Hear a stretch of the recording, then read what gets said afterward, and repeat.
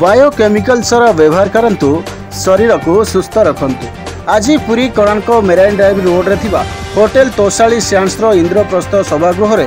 एग्रोरियान crop solution private limited प्रतिष्ठाता अनिल नायक अध्यक्षतार executive director Kunal Pande और legal head Arun Kumar Gautam Gyanranjan sales head Krishnachandra Behera और विष्णु बेहेरा मंचासीन होई प्रदीप प्रज्वलन कर सभा कार्य आरंभ करथिले।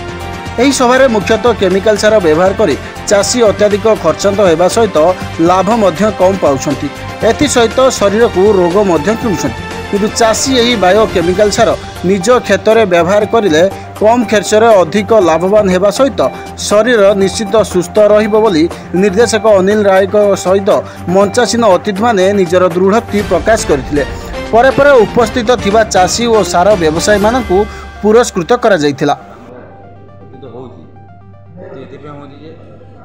रेटा भी बहुत ये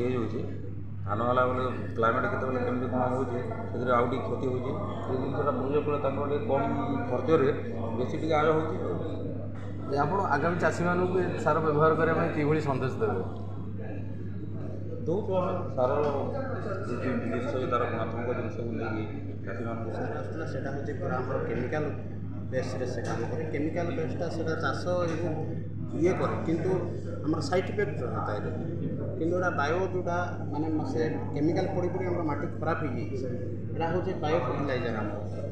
माइक्रोराज है मैक्सिमाइजर है कि आम बायो एनपीके है यहाँ सब हूँ माने बायो फर्टिलाइजर यार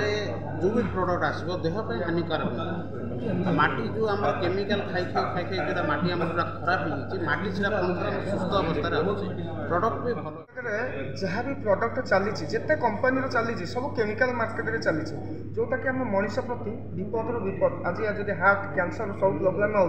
मार्केट बर्तमान जी केमिकल प्रोडक्ट चलती बोध हुए 70 ରୁ 80% कैंसर पेसेंट यही सब व्यवहार करके आम जो खाद्य खाऊे व्यवहार करुचे से सब केमिकल किंतु ये आम जो कंपनी ये टोटाल ऑर्गेनिक बेस्ड कंपनी आ ये कंपनी रे कौन सी गोटे 1% भी केमिकल ही नहीं जोटा कि कौन सी मनीष कौन मनीष समाज को आहरी आग को बढ़ेब मनीष आयुष्य बढ़ेब रोग शक्ति सहनशीलता को बढ़ेब और मनीष भी सुस्थ रही प्रोडक्ट व्यवहार कले। पुरी रमेश साहू का रिपोर्ट संभव टीवी ओडिया।